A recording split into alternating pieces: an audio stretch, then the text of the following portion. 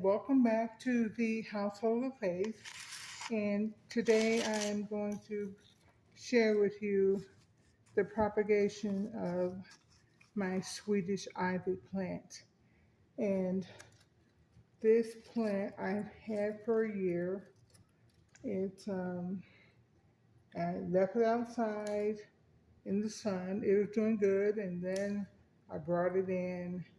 It didn't like where it was in the bedroom. I finally put it in the bathroom, in the window, and it actually really likes that.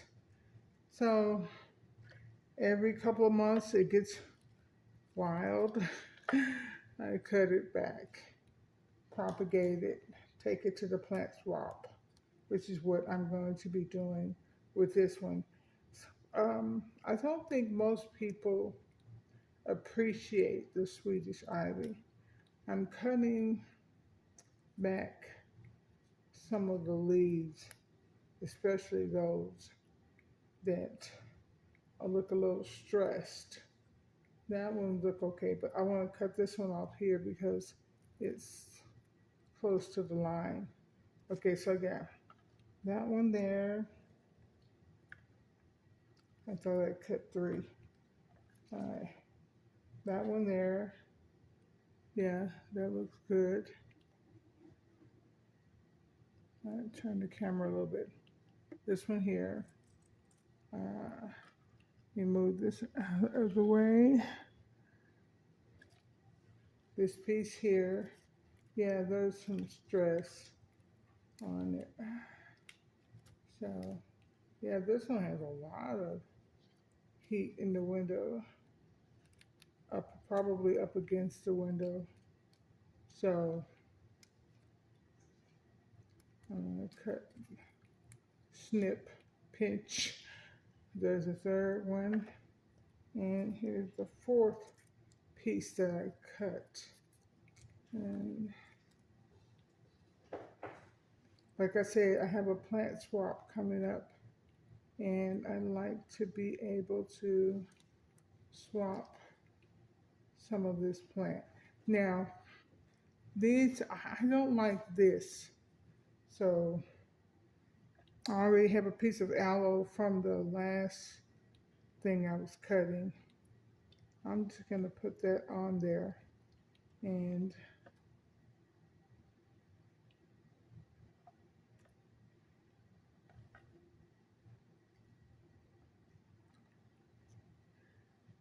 generally you root a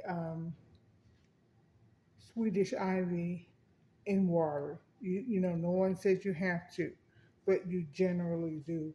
So I'm going to get rid of this extra dirt, and I'm going to use this because you can see what's going on with the plant. And I'm going to use, this is water where I put some aspirin in it. Aspirin from the willow tree. They make the aspirin. It's a great aid for water rooting plants. It's a good rooting hormone. So I'm going to pour the water in there. Yeah, it's dirty, but whatever. I'm going to be changing it out anyway. So, and I'm going to put some of these long stems in here.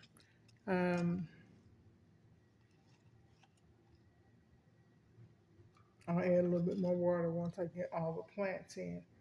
Here is another one that could use the aloe on it to help it root better.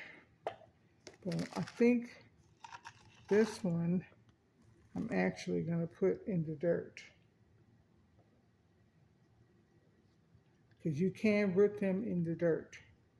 So we're going to give that a swing as well. I'll put it down as far as I can. There we go. Here's another piece. And the has to get in there. And I don't think it's going to do too much.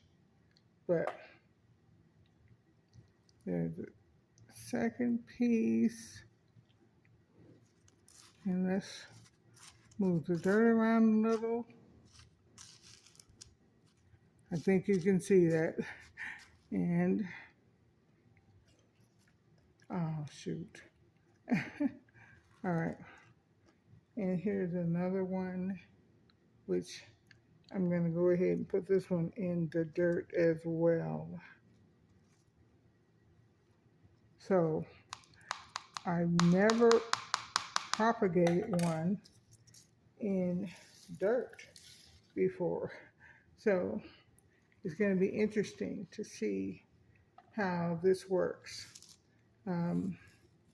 Generally in water, but then within a couple of weeks, I should see roots in the water. Same thing in the dirt, but I got the aloe in here. Here's one more for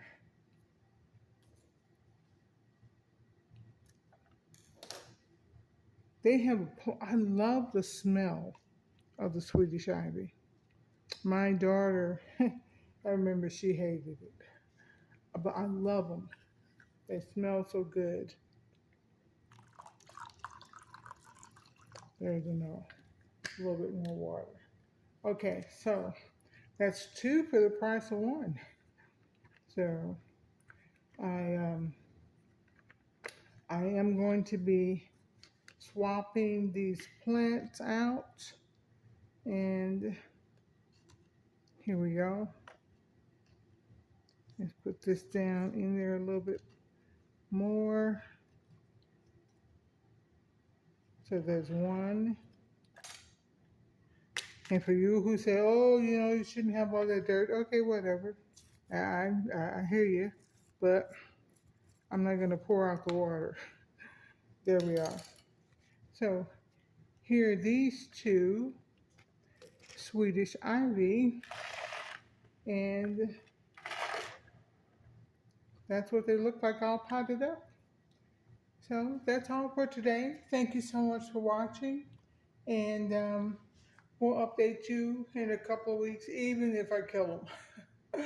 Most likely, they'll just, they'll grow.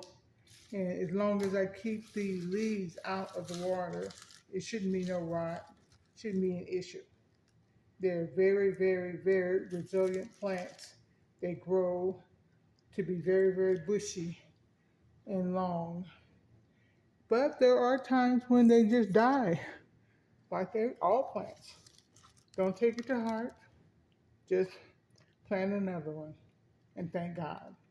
Have a wonderful day.